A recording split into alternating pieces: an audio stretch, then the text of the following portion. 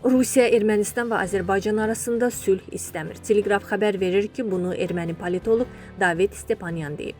Suverenliyimizdə daxil olmaqla hər şeyimizi satıblar. Onların daim müharibəyə ehtiyacları var, o bildirib. Stepanyanın fikrincə Ermənistanda Rusiyapərəst siyasi düşərgədəki səs-küy İrəvanın doğru yolda olduğunu göstərir. Onlar son döyüşə giriblər. Biz daim oturub Qarabağ haqqında xəyallar qura bilmərik.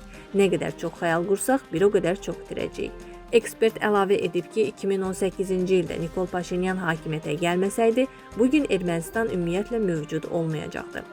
Azərbaycanla Ermənistan arasında ötən il Vaşinqtonda paraflanan sülh sazişinin bu ilin sonuna qədər Türkiyədə imzalanması ehtimalı artıb.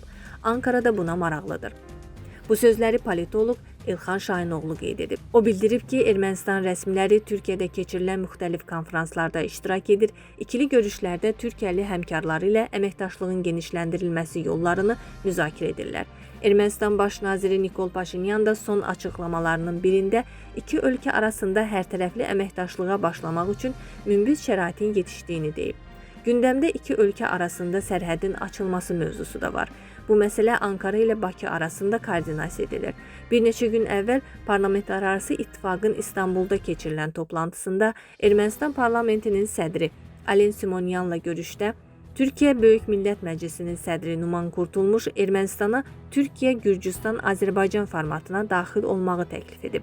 Alen Simonyan da bu təklifdən məmnun qaldığını gizlətməyib. Bu gedişatı nəzərə alaraq Azərbaycanla Ermənistan arasında sülh sazişinin Ankara və ya İstanbulda imzalanması hamı üçün faydalı ola bilər, o bildirib.